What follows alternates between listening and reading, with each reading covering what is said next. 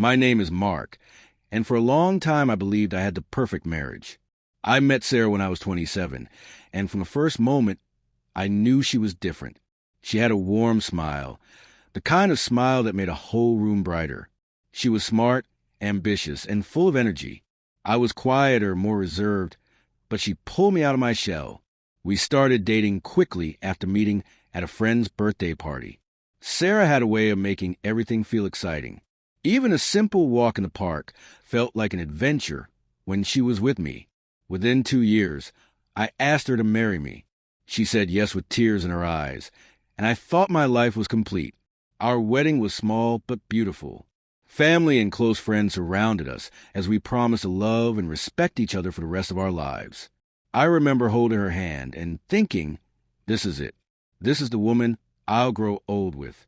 The first years of our marriage were wonderful.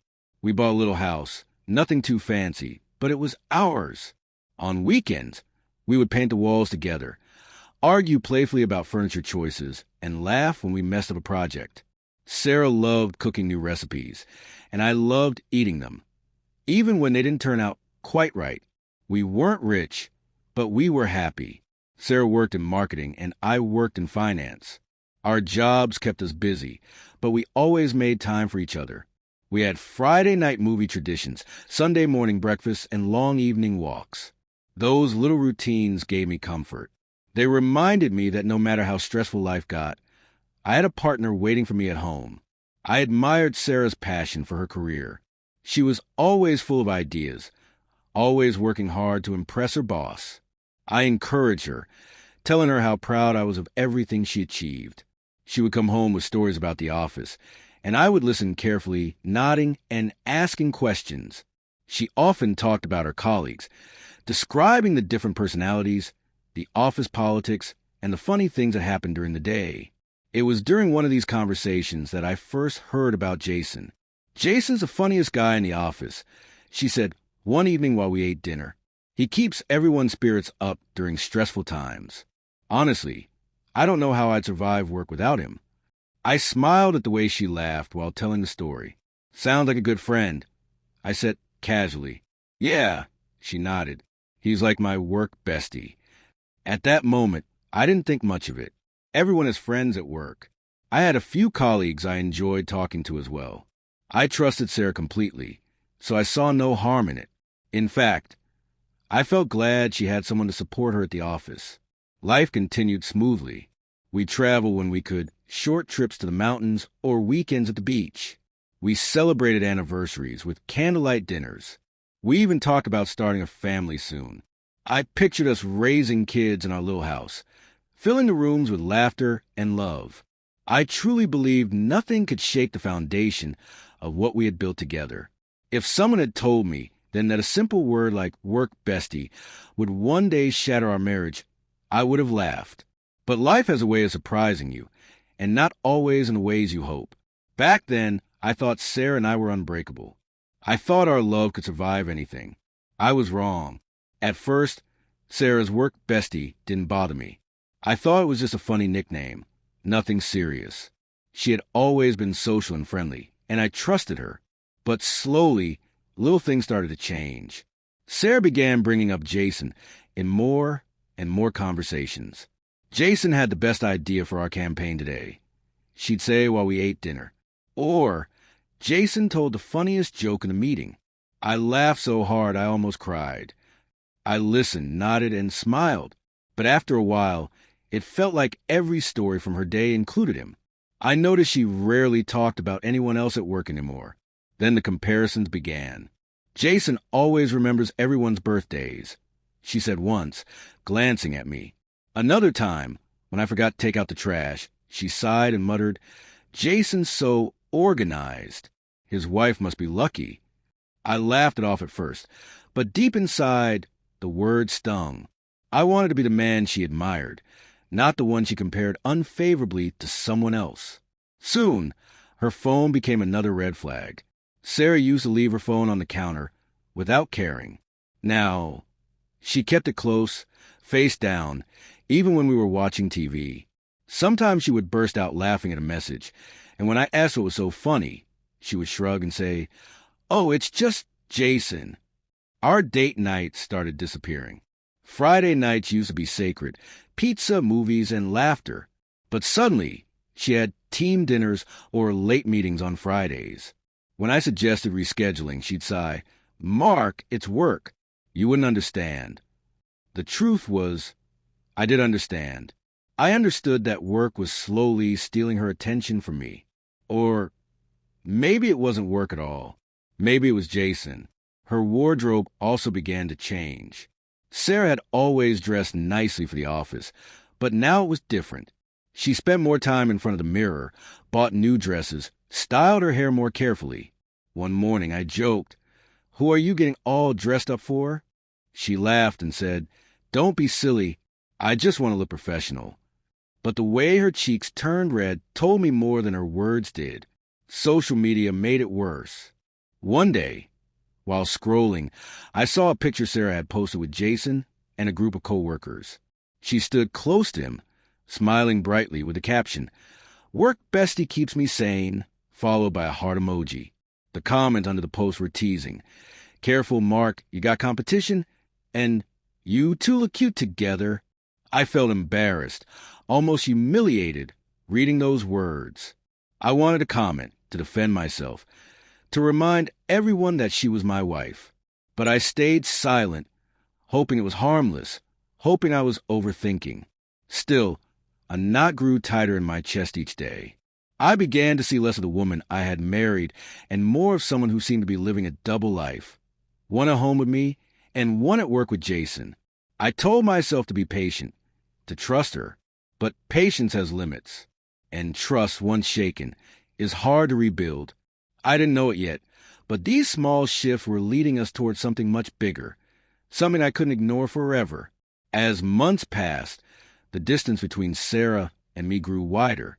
At first, it was small things, missed dinners, shorter conversations, distracted looks. But then the signs became too big to ignore. One morning, I noticed Sarah was spending extra time in front of the mirror. She carefully curled her hair, tried on 3 different outfits, and even sprayed perfume before heading to work. It wasn't unusual for her to care about her appearance, but this was different. She used to get ready quickly with a natural confidence. Now it felt like she was preparing for someone specific. "Big meeting today?" I asked lightly, watching her smooth down her dress. She glanced at me and smiled nervously. "Yeah, something like that." But when she grabbed her bag, I noticed a text notification flash across her phone. The name on the screen made my stomach twist. Jason. Later that week, Sarah said she had a team dinner. I decided not to argue, but a part of me couldn't rest. So, after finishing work, I drove by the restaurant she had mentioned. My heart sank when I saw her car parked outside. Through the window, I spotted her at a table, just her and Jason. No other coworkers in sight. They were laughing, leaning close, their heads almost touching. I sat there in my car, hands gripping the wheel, fighting the urge to storm inside. But I didn't. Instead, I drove away in silence. The image burned into my mind. At home, I tried to act normal, but I couldn't stop replaying what I had seen. When she came back later, smelling of wine and perfume, she kissed my cheek and said, "It was a great dinner. The whole team was there."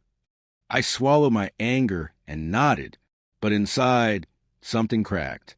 Social media soon added fuel to the fire. One evening, as I scrolled, I saw Sarah's latest post. It was a selfie with Jason at a bar, just the two of them. The caption read, "Couldn't survive work without my bestie." My blood boiled. Strangers and friends alike commented things like, "Work husband vibes," and "You two are adorable." I felt humiliated. She wasn't even hiding it anymore. She was showing the world. And worst of all, she didn't care how it made me look or how it made me feel. At family gatherings, people began asking questions. My sister once whispered, "Who's this Jason Sarah always talks about?" I brushed it off with a forced smile, but the embarrassment ate away at me. My wife was treating another man like her partner, while I was left looking like a fool. I started noticing smaller, sharper details. She laughed more at her phone than at my jokes. She worked late almost every week. When I suggested taking a trip together, just the two of us, she sighed and said, "Mark, I can't. Work's too busy." But the next day, she had time to meet Jason for coffee. The trust one had once felt so strongly was now gone. Every late night, every hidden smile, every secretive text was like another nail in the coffin of our marriage. I tried talking to her once. "Sarah, you spend a lot of time with Jason. Don't you think it's too much?" She rolled her eyes. "Oh, come on, Mark. Don't be insecure. He's just my work bestie. You have friends too." But the difference was clear.